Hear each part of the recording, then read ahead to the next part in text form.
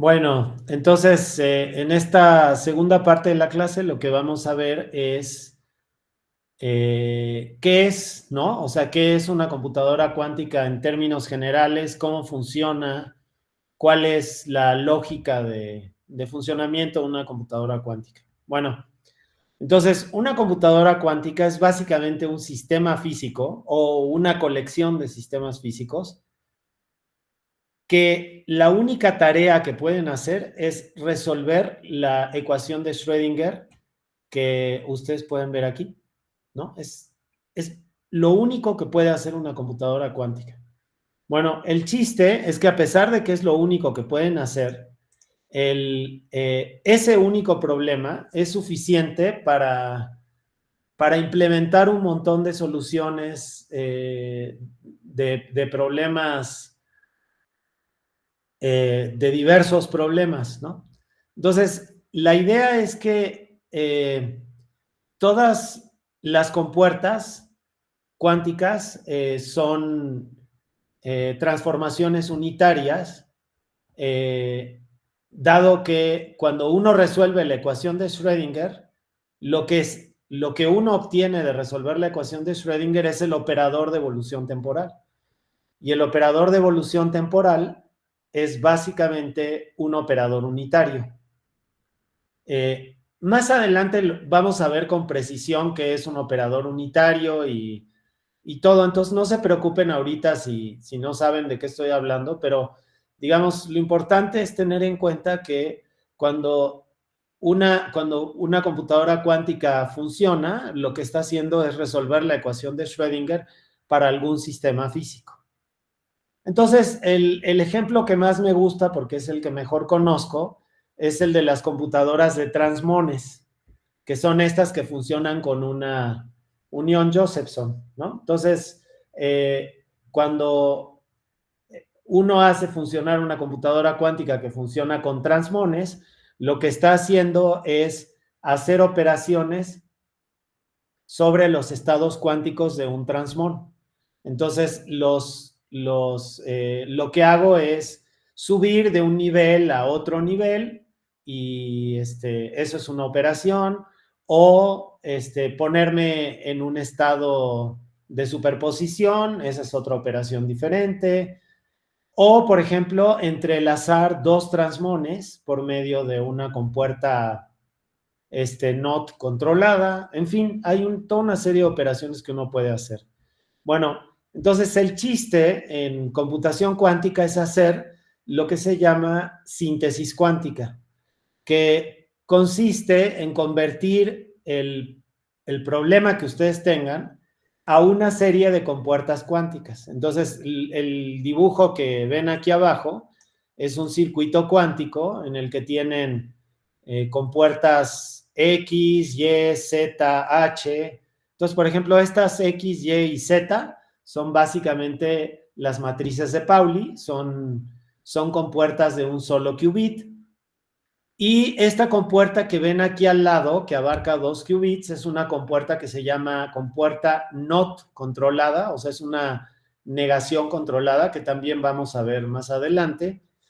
Y es una compuerta que abarca perdón, no al menos, sino abarca estrictamente 2 qubits, ¿ok?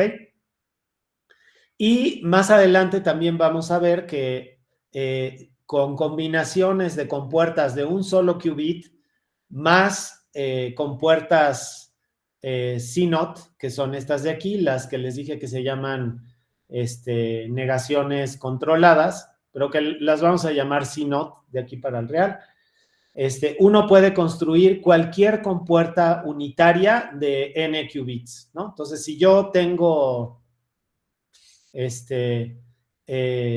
compuertas unitarias de un solo qubit más una compuerta CNOT que puede funcionar entre cualquier par de qubits. Entonces, de esa manera, yo puedo construir cualquier operación unitaria que se me dé la gana.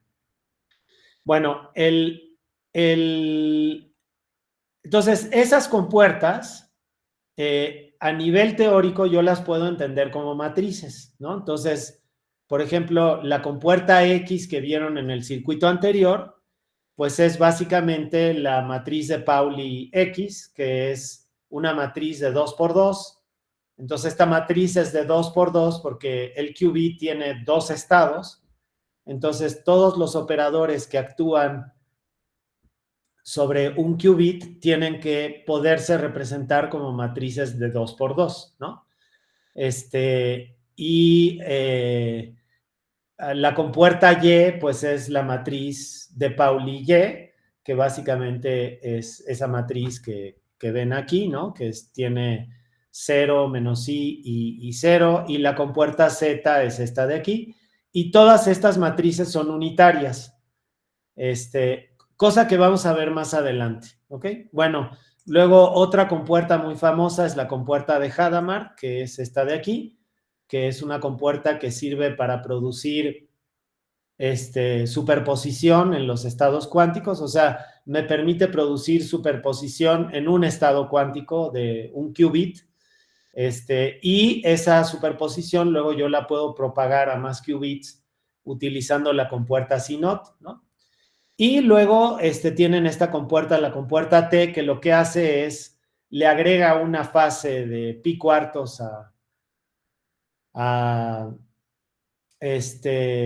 un estado.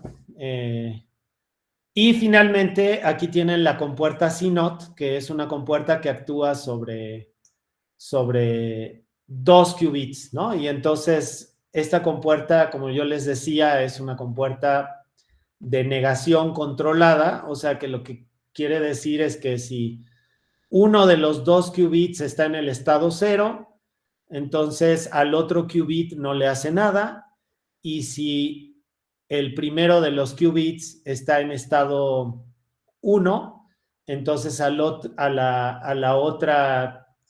otro qubit le aplica una negación. Y la negación es esta de aquí, ¿ok? La negación es la compuerta X, que básicamente, si se fijan, lo que hace es, si estoy en el estado 1, me lo convierte en el estado 0, y si estoy en el estado 0, me lo convierte en el estado 1. Bueno, entonces, o sea, en conclusión, cualquier circuito cuántico que yo arme, desde el punto de vista teórico, lo puedo entender como un producto de matrices. Entonces, por ejemplo, en este caso, el circuito que había dibujado antes, que es un circuito que hasta donde yo sé no hace nada, es nada más un ejemplo. Entonces, si se fijan, el circuito empieza con las compuertas X, Y, Z y H en el primer, como en la primera operación. Fíjense que todas esas operaciones se pueden hacer simultáneamente, porque como se hacen sobre qubits diferentes, entonces pueden hacerse simultáneamente. Y como pueden ver aquí, esas compuertas son las primeras que actúan sobre el estado inicial del chip cuántico, ¿no? Entonces, en este caso, el estado inicial se llama psi0. Todo esto lo vamos a ver con más detalle después, entonces no se preocupen. Bueno, y más adelante, si se fijan, lo que aplico es una compuerta NOT controlada entre el primer qubit y el segundo qubit, y esa compuerta es esta de aquí, ¿no? Así se ve el qubit, la operación NOT controlada entre los dos qubits. Luego aplico una compuerta NOT controlada entre el qubit 1 y el qubit 3, y esa es la operación que ustedes pueden ver aquí. Y más adelante, lo que hago es aplicar la compuerta NOT controlada entre el qubit 1 y el qubit 4, y pues eso es la última operación que ven ahí. Entonces, lo primero que notamos es que el circuito se dibuja de izquierda a derecha, o sea que inicialmente aquí donde ven Q0, Q1, Q2, Q3, está el estado inicial de la computadora cuántica, que es este de aquí, y a medida que voy avanzando hacia la derecha en el circuito, voy avanzando hacia la izquierda en la operación matemática, o sea que el circuito se dibuja de izquierda a derecha, pero la operación matemática que lo representa se escribe de derecha a izquierda, ¿ok? Entonces eso luego es un poco confuso. No sé por qué lo hicieron así, pero resulta que digamos, esa es la convención, ¿no? Bueno, ¿y qué quiere decir? Es decir, internamente en la computadora cuántica, ¿qué quiere decir que yo haga? O sea, ¿qué quiere decir que yo haga esas operaciones? O sea, ¿cómo es una compuerta? Si yo abro la computadora cuántica y trato de ver cómo es una compuerta, ¿cómo es esa compuerta? Bueno, pues yo creo que el ejemplo en el que mejor se ve es en las computadoras de transmones. Entonces, en las computadoras de transmones originalmente, el estado cuántico se controlaba por medio de una corriente que se pasaba por la unión Josephson. O sea, se conectaba la unión Josephson a un capacitor y a través de este capacitor se pasaba una corriente, pero creo que actualmente lo que se hace es que se le aplican ondas electromagnéticas a los transmones. Entonces, si yo escribo un circuito cuántico, lo que ocurre en el interior de la computadora cuántica es que ese circuito cuántico es cambiado por un protocolo de pulsos electromagnéticos que lo que hacen es controlar el estado de los qubits, como ustedes pueden ver aquí, ¿no? Entonces aquí originalmente estoy aplicando, aquí originalmente estoy aplicando, o sea, aquí originalmente estoy aplicando una compuerta Hadamard y entonces lo que pueden ver aquí es una serie de pulsos que lo que hacen es implementar a ese compuerta Hadamard, ¿no? Y aquí estoy haciendo una compuerta CNOT, entonces aquí abajo lo que ustedes ven es un pulso que tiene que ver con la CNOT, ¿no? De hecho, creo que son más pulsos en realidad para la CNOT. Y más adelante lo que hago es medir el estado cuántico que quedó al final de toda esa operación, que es esta medición de aquí. Y esta medición de aquí, pues, es esta serie de pulsos electromagnéticos que sirven para medir, ¿no? Bueno, y una cosa que se me olvidó decir en la lámina anterior es que si ustedes se fijan, aquí abajo hay una cosa que se llama, estas líneas que tengo aquí, esos son el canal lógico de la computadora cuántica, es decir, es un canal clásico que sirve porque aquí yo hago o sea, aquí yo hago la medición, ¿no? Aquí yo hago la medición y el resultado de la medición se transfiere al canal clásico en el cual yo puedo determinar qué es lo que valían los estados cuánticos originales de la computadora cuántica, ¿no? Entonces, bueno, pues ese es digamos, esa es la idea de lo que ocurre adentro de una computadora cuántica, ¿no? Pero el objetivo de este curso no es eh, entender bien el funcionamiento de una computadora cuántica. Yo me conformo con que tengan una idea, aunque sea vaga, de cómo funciona una computadora cuántica. Bueno, entonces, el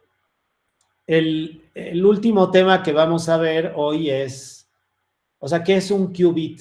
Ok, vamos a ver qué es un qubit y cómo lo represento, o sea, cómo lo voy a representar matemáticamente, ¿no? Bueno, entonces un qubit es, o sea, un qubit es una cosa física, ¿no? Es decir, para representar un transmón, para representar un qubit, por ejemplo, en una computadora de transmones, necesito una unión Josephson. Y las uniones Josephson tienen varios estados cuánticos, tienen muchísimos, pero se suelen utilizar los dos primeros, aunque yo sé que por lo menos en las computadoras de IBM uno puede por lo menos tratar de utilizar los tres primeros. Entonces, en lugar de tener un qubit, tengo un qtrit, pero digamos la norma general es que la mínima cantidad de información cuántica que uno puede tener se guarda en un qubit, que es un sistema físico en el que yo puedo guardar un estado cuántico de 2 niveles, nada más 2 niveles. Entonces, aquí en la lámina esta, ustedes pueden ver que ese qubit se representa de esta manera, ¿no? Esto, no sé si alguno de ustedes nos podría decir cómo se llama esto. ¿Qué nombre recibe esa entidad matemática? Un ket. Es un ket, exactamente, ¿no? Y ese ket más o menos, ¿cómo lo describirías, pues, en pocas palabras, Eduardo? Pues es uno de los estados del sistema. Es el estado del sistema y matemáticamente, ¿a qué cosa puedo asociarla, pues? A El una ket. función. A una Un función, esa vector. es un vector, Un vector. exactamente. Entonces, de hecho, en este caso, lo vamos a pensar como un vector columna, o sea, como una matriz columna que tiene 2 entradas, y yo voy a representar, ese ket simboliza a esa matriz, ¿no? Eso lo vamos a ver en un momentito con un poquito más de precisión. Entonces, un qubit tiene en principio 2 estados, entonces este Q1 puede ser 0 o puede ser 1. 0 es un estado, 1 es el otro estado, ¿no? Y en computación cuántica se le suelen asociar el 0 y el 1 porque, porque nos recuerdan a los bits clásicos, ¿no? Y porque aparte es muy útil. Van a ver más adelante que el estado cuántico luego lo puedo entender como si fuera una cadena binaria, ¿no? Y a una cadena binaria la puedo identificar con un número, ¿no? Entonces, eso es muy práctico, entonces por eso se les llama 0 y 1. Bueno, si yo tengo n qubits, como estoy diciendo en la segunda línea, entonces esos n qubits los puedo representar con el estado cuántico de cada uno de esos qubits. Entonces, si se fijan, aquí tengo Qn, pero empecé en Q1, Q2 hasta Qn, que son Q1, Q2 y Qn, básicamente valen 0 o 1. Entonces, si se fijan, lo que se forma aquí es una cadena binaria, que también la puedo representar así. Entonces, el estado cuántico lo puedo etiquetar con un número binario, que es básicamente una sucesión de unos y ceros. Y eso lo puedo identificar con un número, ¿no? La Q, puedo decir, bueno, la Q es una cadena binaria que también puedo identificar con un número decimal, y entonces eso me dice cuál es el estado cuántico, ¿no? Y si se fijan, el número de estados al que me da lugar n qubits es 2 a la n, ¿no? Porque piénsenlo de esta manera, si yo tengo un qubit, entonces ese qubit tiene 2 estados. Y si tengo 2 qubits, entonces por cada estado del primer qubit tengo 2 estados del segundo qubit. Entonces, en realidad, tengo 4 estados y tengo 2 qubits, ¿no? Ahora, si tengo 3 qubits, entonces, por cada estado del primer qubit tengo 2 del segundo. Y por cada estado del segundo tengo 2 del tercero. Entonces, eso me da 2 al cubo, o sea que tengo 8 estados. Entonces, los 8 estados, entonces, si se fijan, el número de estados crece exponencialmente con el número de qubits, y ese es uno de los motivos por los cuales las computadoras cuánticas serían muy útiles para hacer simulación cuántica, ¿no? Porque en los sistemas cuánticos el número de estados crece exponencialmente con el número de objetos que hay en ese estado. Por ejemplo, en una molécula puede haber muchos electrones, y entonces el número de estados de esa molécula crece exponencialmente con el número de electrones que tiene la molécula. Entonces, en este caso, la computadora cuántica también, el número de estados cuánticos de una computadora cuántica crece exponencialmente con el número de qubits. Entonces, si se fijan, la computadora cuántica y los sistemas cuánticos se escalan de la misma manera. Entonces, por eso podrían ser muy útiles para hacer eh, para hacer cálculos, ¿no? Bueno, entonces, aquí lo que les estoy diciendo es que Q es una cadena binaria, ¿no? Que es muy práctica, que me sirve para identificar el estado cuántico de un sistema, ¿no? Otra cosa que ya también es una convención es que las computadoras cuánticas siempre se inicializan, o sea, los qubits se inicializan en el estado cero.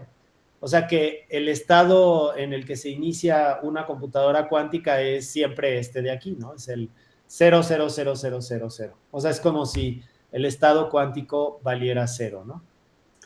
Y y el símbolo, o sea, esto es, digamos, todo esto que he estado describiendo aquí es la forma matemática en la que se representan los qubits, pero ya en el diagrama del circuito, un qubit se representa con la letra Q y una rayita, ¿no?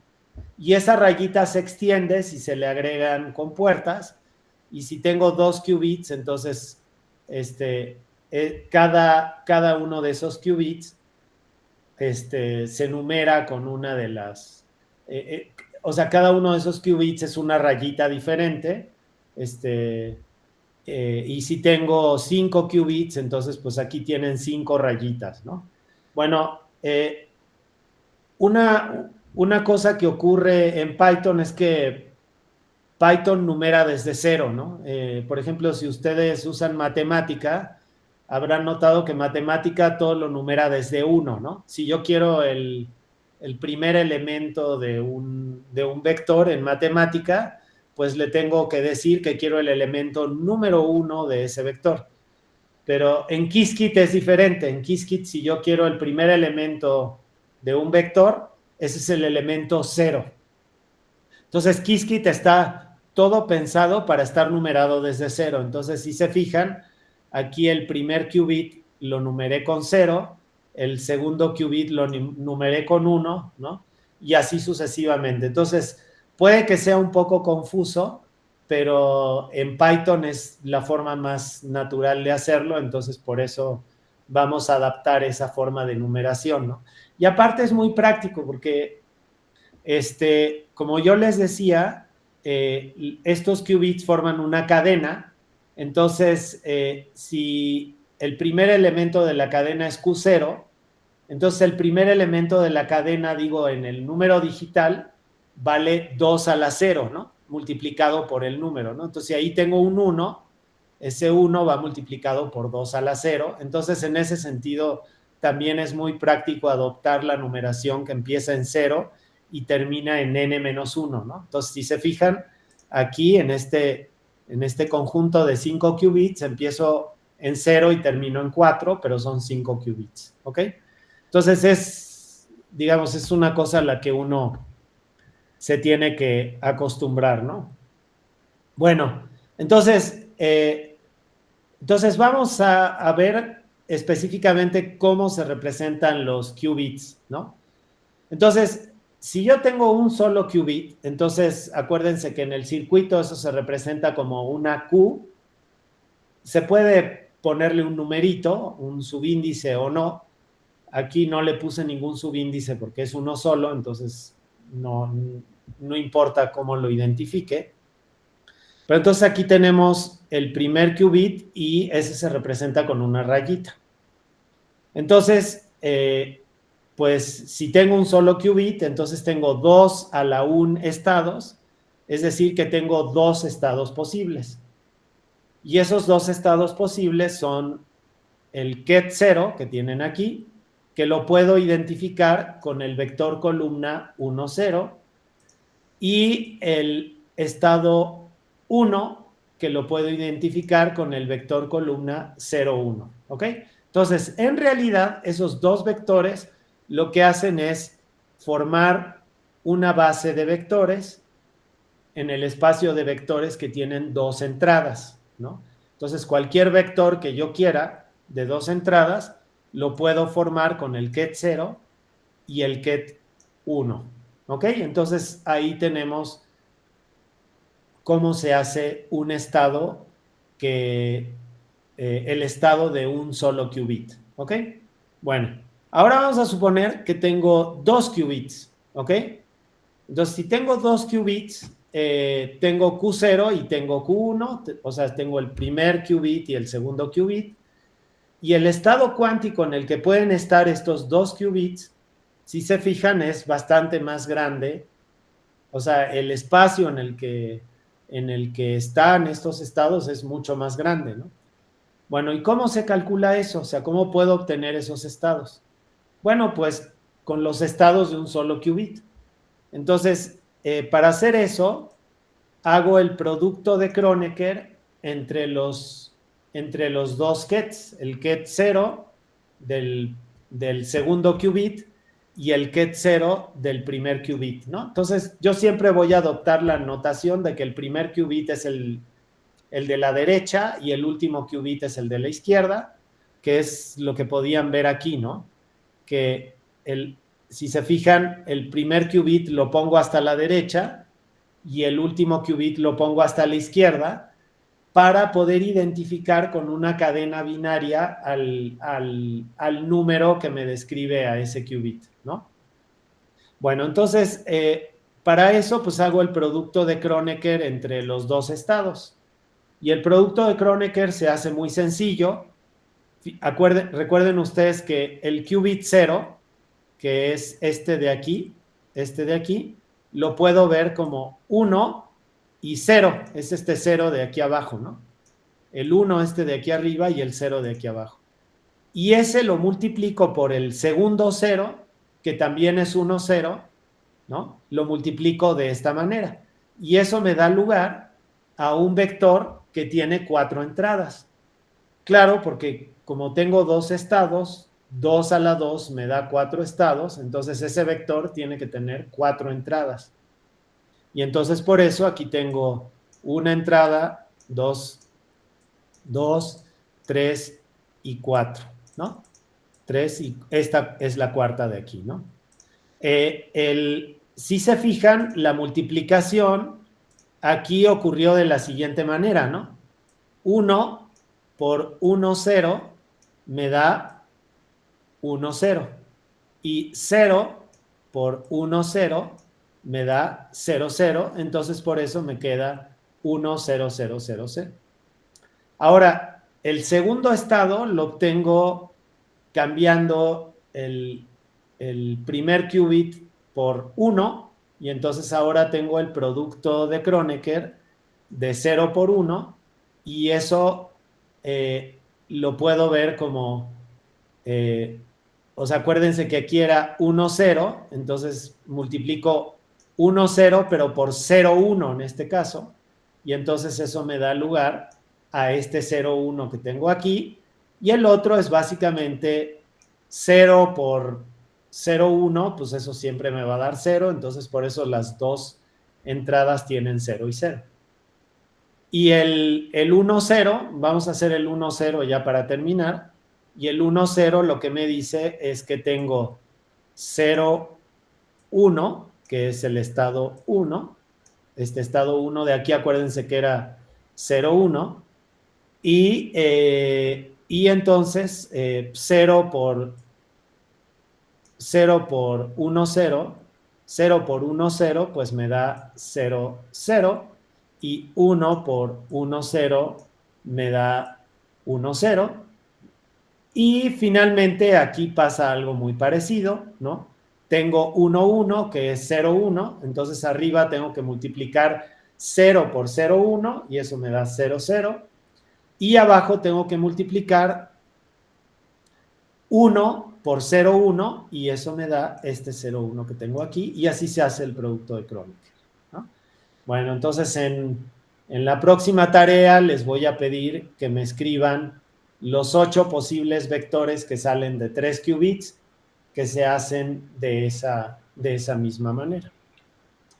Bueno, y entonces ahora vamos a hablar de cómo es el estado cuántico, ¿no? Entonces el estado cuántico en general se suele denotar con la letra psi porque Schrödinger usaba la letra psi.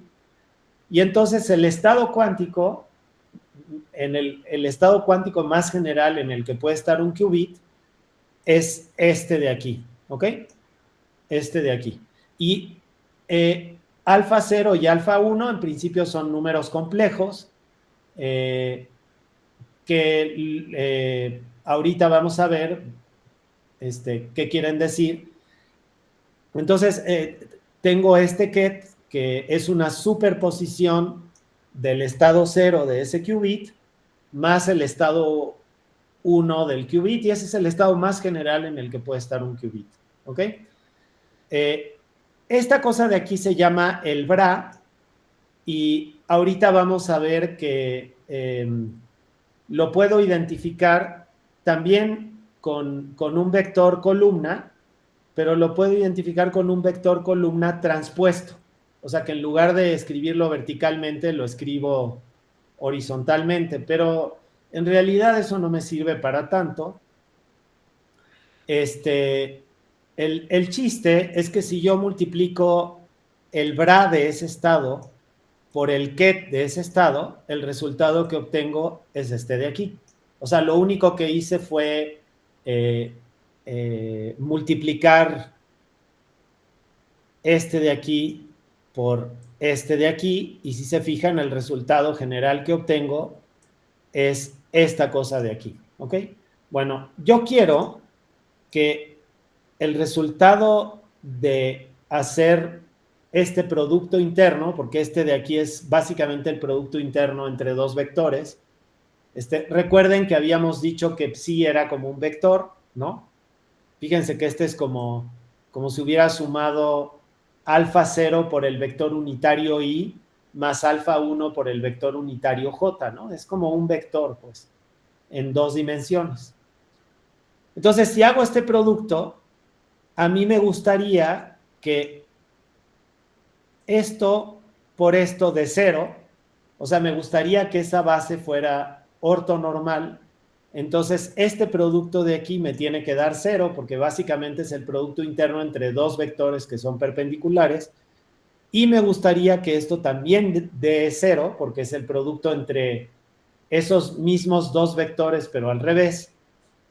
Y me gustaría que esto sea 1, porque quiero que los vectores sean unitarios. Entonces, así como i.i me da 1, aquí esto de aquí quiero que me dé 1, y quiero que esto de aquí también me dé 1. Entonces, si yo asumo que eso es cierto, entonces el resultado de toda esta operación nada más van a ser este término de aquí y este término de aquí, que me dan la norma de alfa 0 elevado al cuadrado más la norma de alfa 1 elevado al cuadrado, y yo quiero que así como 0 por 0 me da 1, así como yo quiero que este sea 0, que 0 por 0 me dé 1 y que 1 por 1 me dé 1, entonces para que psi por psi me dé 1 también, entonces alfa 0 al cuadrado más alfa 1 al cuadrado tiene que dar 1. Y a esto, o sea, a este hecho se le dice que el estado psi está normalizado, ¿ok? Y aquí abajo vemos por qué le pedimos que queremos que esté normalizado. Pues le pedimos que esté normalizado porque alfa 0 al cuadrado y alfa 1 al cuadrado son las probabilidades de que este estado de aquí esté en el estado 0 o en el estado 1, ¿ok? Y alfa 0 y alfa 1, sin elevar al cuadrado y sin sacarles la norma, se conocen como amplitudes de probabilidad. Entonces, alfa 0 al cuadrado es, o sea, la norma de alfa 0 al cuadrado es la probabilidad, y alfa 0 así nomás es la amplitud de probabilidad. Y el hecho de que estas dos probabilidades sumen 1, pues básicamente tiene que ver con el hecho de que si yo sumo todo el espacio muestral, entonces eso me tiene que dar 1. Bueno, y entonces, pues aquí lo digo más claramente, ¿no? Alfa 0 al cuadrado y alfa 1 al cuadrado son las probabilidades de que el sistema se encuentre en el estado 0 o en el estado 1 respectivamente, ¿no? Entonces, alfa 0 es la probabilidad, alfa 0 al cuadrado, perdón, es la probabilidad de que esté en el estado 0 y alfa 1 es la probabilidad de que esté en el estado 1. Entonces, digamos, para resumir un poco, lo que le estoy pidiendo a esa base es ortonormalidad, que quiere decir que en un qubit 0 por 0 es un producto interno, es equivalente a hacer i.i, 1 por 1 también es 1, 0 por 1 es 0, porque estoy haciendo el producto interno entre dos vectores que son perpendiculares, y 1 por 0 también es 0, porque estoy haciendo el producto de dos vectores que son perpendiculares. Si tengo dos qubits, entonces el estado cuántico de ese qubit, el estado cuántico de ese qubit es alfas. Ahí si se fijan, habíamos dicho que si tengo dos qubits, entonces en total tengo 4 estados posibles, que son el 00, el 01, el 10 y el 11. Entonces necesito 4 coeficientes complejos diferentes para identificar a las amplitudes de probabilidad de cada uno de esos estados, y de la misma manera que en el caso anterior, la suma de las normas al cuadrado tiene que ser 1, representando el hecho de que el espacio muestral completo tiene probabilidad 1, ¿no? Entonces este es un ejercicio muy parecido al anterior. Si ustedes multiplican este ket por el bra correspondiente, entonces obtendrían este resultado. Bueno, una cosa que se me pasó decir en láminas anteriores es que si se fijan, cuando sacan el bra correspondiente a un ket, ¿qué ocurrió? ¿Qué tuve que hacer? A ver si alguien me lo puede decir, ya que yo me olvidé. ¿Qué tuve que hacerle a los coeficientes? Sacarles el complejo conjugado. Tuve que sacar el complejo conjugado, ¿no? Aquí se ve que tuve que sacar el complejo conjugado. Y el hecho de que haya sacado el complejo conjugado tiene que ver con el hecho de que esta psi de aquí está asociada a una probabilidad, y la alfa 0 al cuadrado y la alfa 1 al cuadrado son probabilidades. Entonces, no pueden ser complejas, tienen que ser reales, y para que sean reales, yo necesito sacar el complejo conjugado del otro lado para que me salga la norma de esos números, y esas normas forzosamente van a ser números reales, ¿no? Y positivos aparte, de la misma manera que las probabilidades son números reales que son positivos, ¿no? Y menores que 1, ¿no? Como se puede ver aquí. Bueno, entonces, en este caso, lo que pueden ver es que la ortonormalidad, cuando tengo dos qubits, se ve de esta manera, ¿no? Por ejemplo, el estado 00 y el estado, aquí tienen el bra 00 y el ket 00. Entonces, el producto interno entre el bra y el ket me tiene que dar 1, porque son el mismo vector, básicamente. Entonces, el producto punto entre un vector y el mismo, pues debe ser 1. Por ejemplo, 0,1 por 0,1, pues también me da 1. Pero en cambio, 0,1 por 1,0 me da 0, porque básicamente son diferentes estados. Entonces, son ortogonales, pues. Y de la misma manera, 1, 1 y 0, 0 son diferentes vectores, son ortogonales, y entonces por ese mismo motivo, el producto de ellos dos me da 0, ¿no? Y al mismo tiempo, psi por psi me da 1, ¿ok? Bueno, entonces, lo que aprendimos hasta aquí es que estos estados son ortonormales, ¿no? Digamos, estos 4 estados que me salieron, que me forman la base con la que voy a escribir cualquier estado en su forma más general, de esta forma, son ortonormales entre sí, de la misma manera que cuando uno quiere representar a la velocidad o la aceleración en 3 dimensiones, entonces uno usa los vectores unitarios I, J y K, que son ortonormales, porque resulta ser muy conveniente, ¿no? En principio uno podría hacer mecánica cuántica utilizando kets que no fueran ortogonales, pero sería una pesadilla porque las reglas para, o sea, porque las matemáticas se volverían innecesariamente complicadas, ¿no? Entonces es mejor utilizar una base que sea ortonormal, ¿ok? Bueno, entonces yo creo que hasta aquí le vamos a dejar y